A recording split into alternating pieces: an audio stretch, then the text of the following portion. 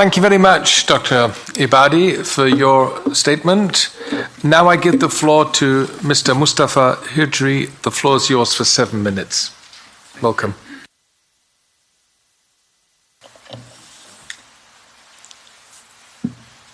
سڵاوتان لێبێ بەڕێزان ئامادەبووانی هێژە بەڕێزان ئەندامانی پاڕڵمان سەرەتا دەمەوێت سپاسام بکەم بۆ ئەم دەرفەتە کە بانکێشتنی لانێکەمی ئۆپۆزیسیۆنی ئێرانیتان کرد تاکو لێرەوە بیر و بۆچوونی خۆیان سەبارەت بە ئەمڕۆ و سبەی ئێران بخەنە ڕوو. Excuse me. Yes? There's something wrong with the interpretation. You're not connected. I can hear you now. We would like to hear you when Mr. Hijri is speaking. Is that possible?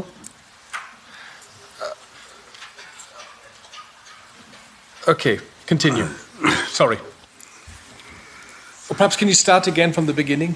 Okay. From the beginning. Good. بەڕێزان ئەندامانی پاڕڵمان ئامادەبووانی هێژە سڵاو و ڕێزی خۆمتان پێشکەش دەکەم.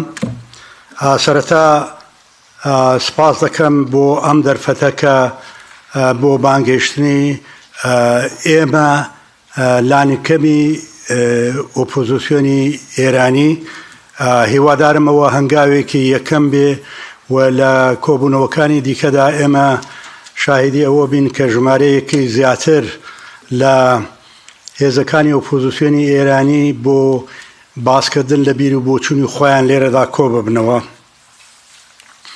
ئەوەی کە ویستم بە زمانی کوردی قسەتان ئاراستە بکەم لەو ڕاستیەوە سەرچاوە دەگرێت کە زمانی ئێمە زیاتر لە 100 ساڵە لە ئێران ئینکار کراوە و بە فەرمی نەناسراوە. واتە منداڵانی ئێمە ئیجازەی ئەوەیان نەبووە کە بە زمانی دایکی خۆیان بخوێن و بنووسن. بەڵام ئەمڕۆ من لێرە بەو زمانە قسە دەکەم تاکو بەشێکی بچووکم هەبێ لە خەبات بۆ بە فەرمی ناسینی زمانی دایکی خۆم. بەڕێزان ئەمە سێەم جارە ئێرانیەکان بۆ بنیادنانی دموکراسی تێدەکۆشن بەو مانایە کە خەڵکی ناو چوارچێوەی جوغرافیای سیاسی ئێران لە هەوڵی بەردەوامدان بۆ گەیشتن بە ئازادی و ڕزگاری بەڵام بەداخەوە تاکو ئێستا سەرکەوتوو نەبوون. لە ڕوانگەی کوردستان و بە تایبەت حیزبی دموکراتی کوردستانی ئێرانەوە کە من نوێنەرایەتی دەکەم کێشەیەکی بنیادی لە ئێران هەیە ئەویش دەوڵەتێکی نامەدەنی پاوانخوازە کە ڕێگای هەر چەشنە ئازادیەکی بربەست کردووە. لە ئێراندا دوو جار دەوڵەت لە ئاراستەی مەدەنی دەرچووە. جارێک پاش شۆڕشی مەشروتە کە لەوێدا نظامی پاشایەتی دەوڵەتی کردە سیستمێکی پاوانخواز و جاری دواییش لە ساڵی 1979 بەملاوە نظامی ئاینی دەوڵەتی کردە کەرەسەی پاوانخوازی و بەڕێوەبردنی ئایدۆلۆژیای خۆی.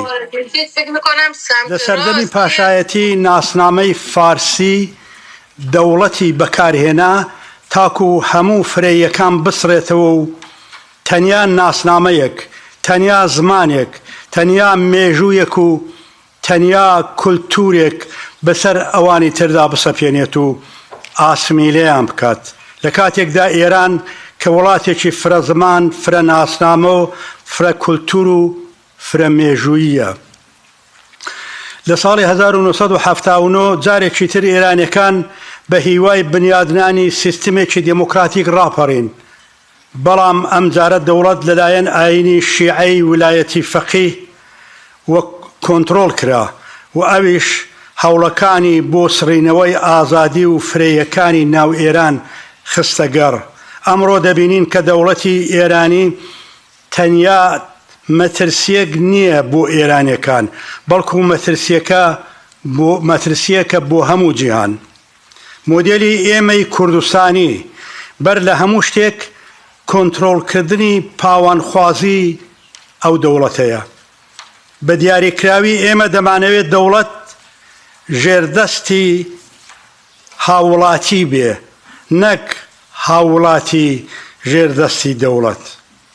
میکانیزمی ئێمە بۆ ئەو شێوە لە حکوومەتە نظامێکی دموکراتیک فیدراڵ و سکولارە.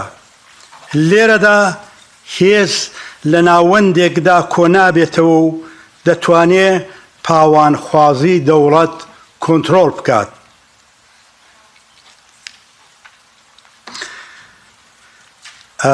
ئەوە بە تەنیا چارە دەبینین بۆ بنیادنانی ئێرانێکی دموکراتیک ئازاد و سێکۆلار کە لەوێدا ئێران ببێتە مڵکی هەموو دانیشتوانەکەی نەک مڵکی گروپێک.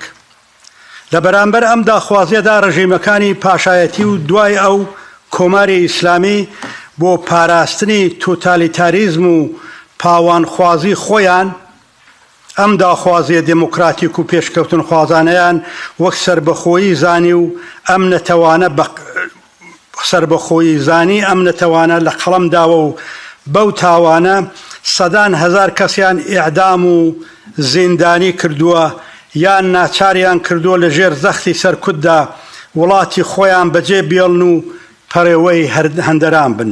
ئەوە لە حاڵێکدایە کە ئەزمموی دنیای پێشکەوتوو نیشانی داوە کە ڕێزدانان بۆ جیاوازیەکان و بەڕاسمی ناسینیان نەک هەر نەبووتە هۆی دابەشبوونی وڵات بەڵکو ڕاست بە پێچەوانە بەهێزترین ئامرازی یەکگرتوویی ئارزومەندانە و پاراستنی وڵات و نیشتمانن.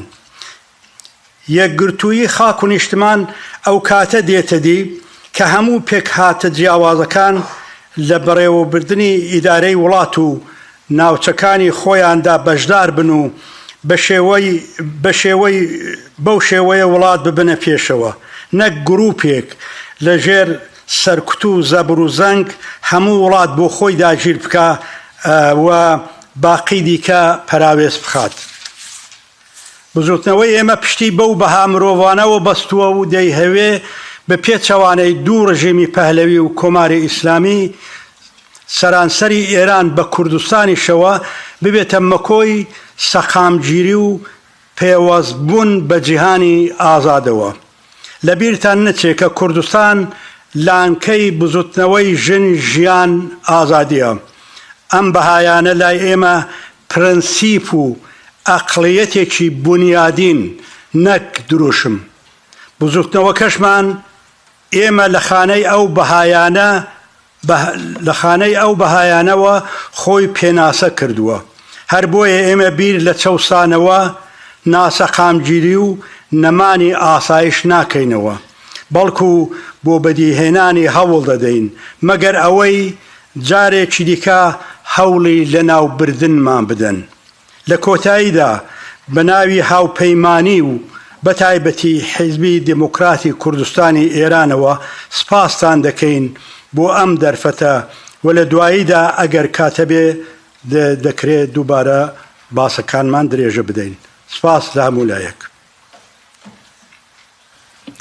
Thank you, Mr.